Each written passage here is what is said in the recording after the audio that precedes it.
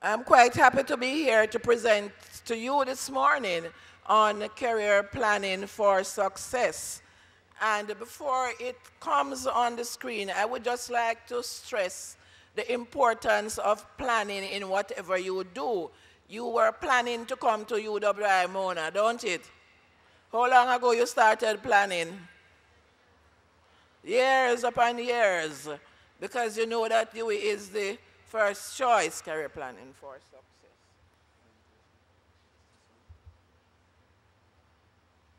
Yeah, right. And so it is with your career. You have to plan. And planning begins at the secondary level. When you began to look at your subject areas that you want to choose, and should have been choosing your subject areas, ready for me now, in keeping with your courses that you want to pursue here. But I'm here to tell you that career planning must continue at the tertiary level and throughout, even when you enter the world of work.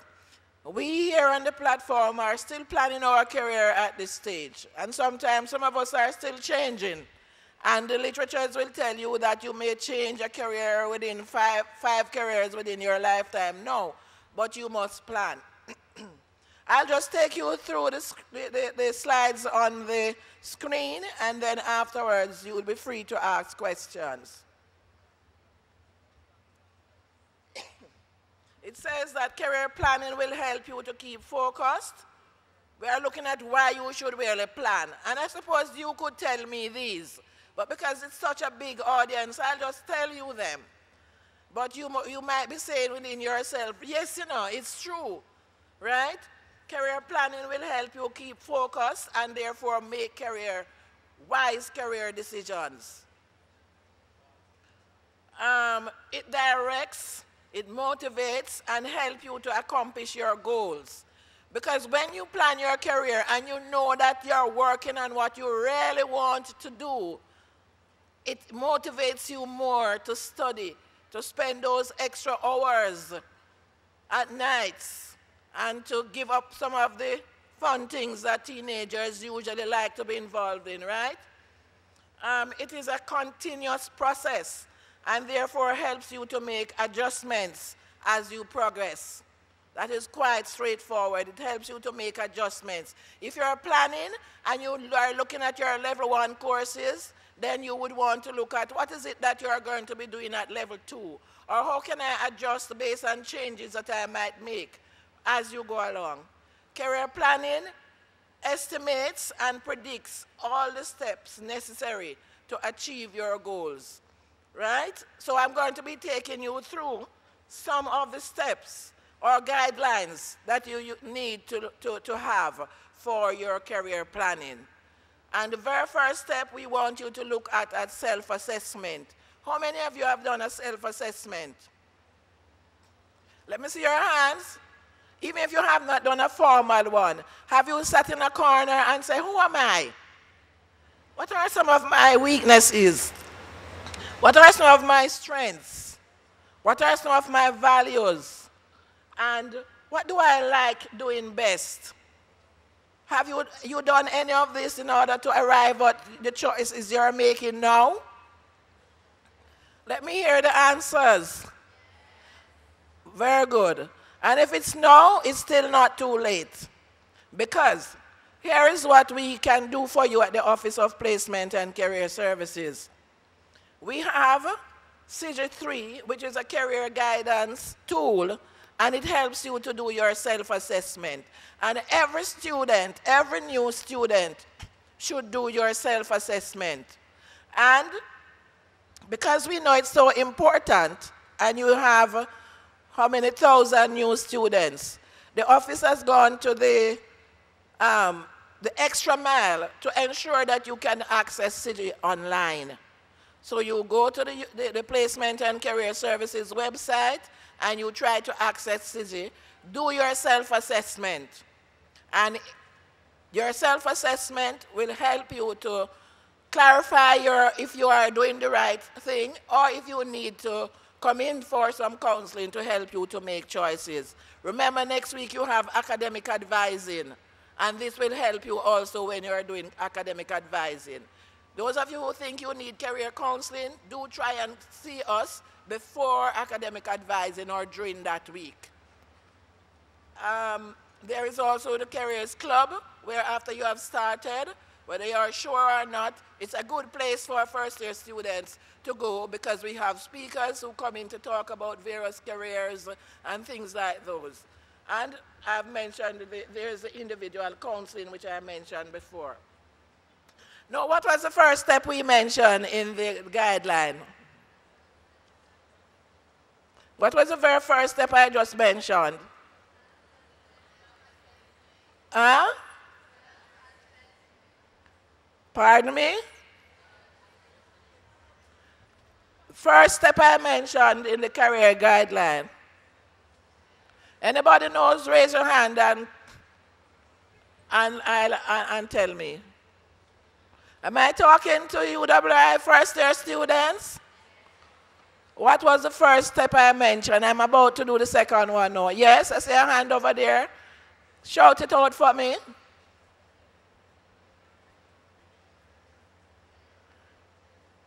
Nobody? So I can stop then.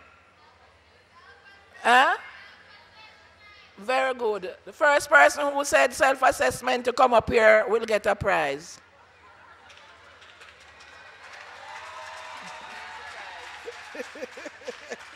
You said self-assessment?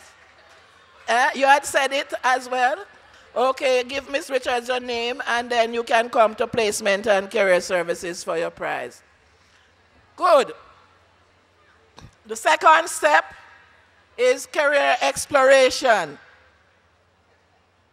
Here, what do you do during career exploration? You would have done some of it at the secondary level, but here you research information. You may become involved in attending career expositions. Some of you attended some of these when you were in secondary school. Visit libraries, various internet sites that give you information about careers. Do voluntary work. How many of you have done some voluntary work already? And it helps you to know that this is a career I really want to do. Or this is not what I want to do, right? Seeking mentors and visiting workplaces to observe persons at work, right? These are all some of the things you can be doing during your first year. Many of the courses you are doing in social sciences and science and technology, you can still make changes when you go to your second year. So use your first year to explore as much as possible. You are now ready to select career area after you have done all of these. Some of you might have done that already. All right? Now, here is what we at UWI Mona, through the Office of Placement and Career Services and other departments can do. There is the annual career exposition where first-year students can network with employers, get information about careers, still clarify career goals. There's a peer advisors program attached to the office where when you become a second year, you can join that. Again, the Careers Club. There's the entrepreneurship program if you want to explore entrepreneurship. And on CIGI 3, it not only does self-assessment, but there's a section called information that you can go to, and a host of careers are available there. ONET Online is another career site. Then there's a part-time employment program, summer employment program, and a job shadowing. There's a mentorship program through the office of Ms. Richards' office, where once you become a second year, you can become aligned to a mentor, somebody who can guide you along the path. But then maybe you should have chosen a career by then. Huh? Right. The third step is career preparation. When you have done all of this, here you are now at UWI. You select the major in keeping with your career goal and marketplace requirements. You should choose based on interest, skills, abilities, values, and marketability. What is the demand now? What will be the demand in the next 5 years?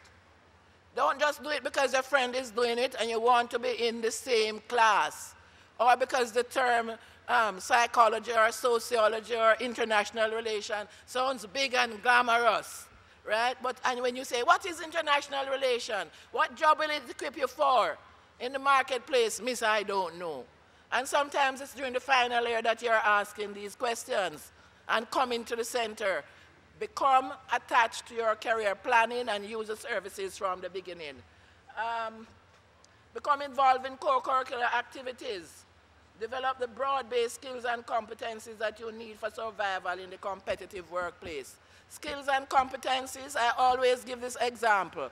If you are doing, say, we have 60 odd, I'm told, or 90 odd clubs and societies. How are you going to choose the one that is most useful to you? If you are doing media and communication, what skills will you want to develop most? Huh? Your communication skills, don't it? So which clubs and societies would you get involved in? Which is the most public speaking? And there's a debate in society, right? So you choose so that you can build your skills and competencies. Then we encourage you to manage your time well. Because if you don't manage your time, then you might start to get low grades. Keep focused. Develop proper examination techniques. And there are going to be seminars from the UWI Health Center, counseling unit, on time management, examination techniques, things like those. And my office also deals with these on an individual basis for students. So here at placement, again, the career portfolio will help you while you're here to plan, and please ensure that each of you get one. The peer advisors program, the seminars with individual counseling, looking at time management and so on. The fourth step is marketing of yourself. Know you have completed your degree. You have done all the things. You have studied well. You have gained good points, good grades. You chose the one you wanted to choose based on interests, skills, abilities, values, right? How are you going to market yourself? You should keep in touch with the labor market trends. That is what I just told you about, what is available, most available. Become involved in seminars and workshops. For example, the World of Work seminars that are held by the Office of Placement and Career Services. No student should leave here not knowing how to write a proper resume, how to write a cover letter, how to prepare for and attend interviews. All these are important in addition to the academics. Know how to decide on which options are available. Is it entrepreneurship that when you're graduating? Is it entrepreneurship? Is it the job search? Is it going on to graduate studies? All of these, by the time you're finished, you should know because you are planning. And you cannot wait at times. Think a year ahead, always. The fifth and final step is career management.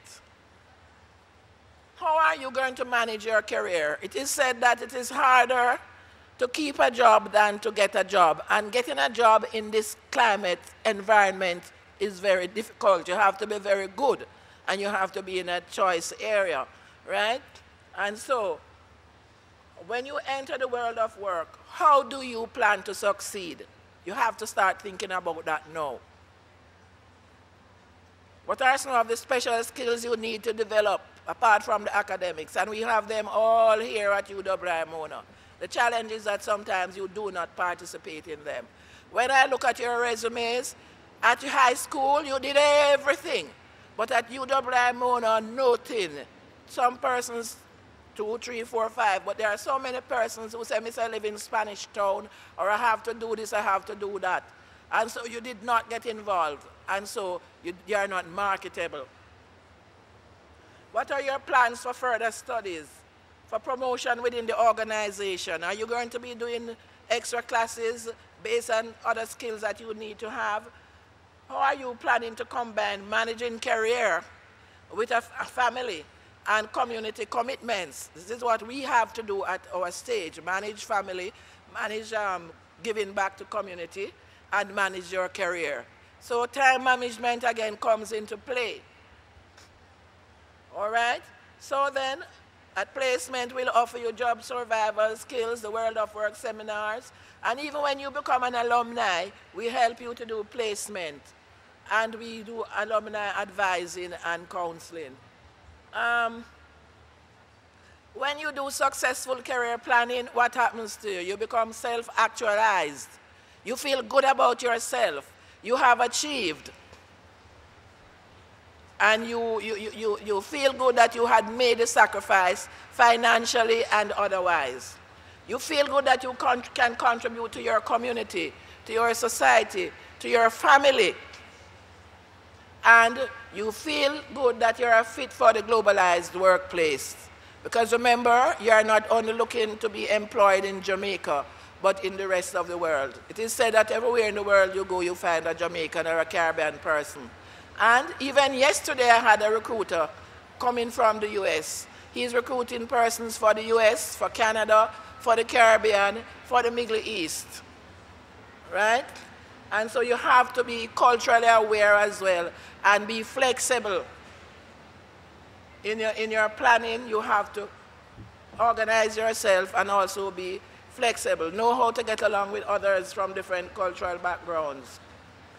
Know some reminders in your career planning. There must be short-term, medium-term, and long-term goals. If you only look at the long-term, you get frustrated.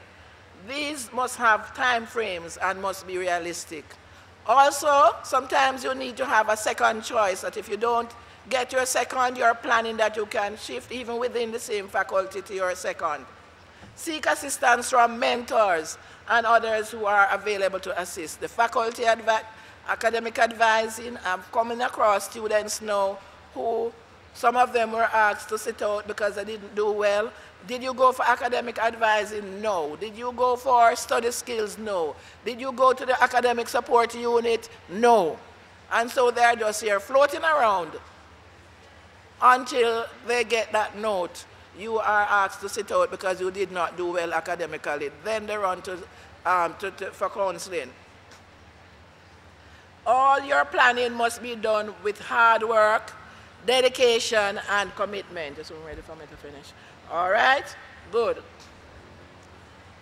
Then, I want you to make a commitment to yourself. So you're going to say, today, I will take some positive action. Read that for me. Today, I will take some positive actions to prepare myself to be the best I can become. And you're going to be saying that, and you're going to be believing it. All right? Say it and believe it.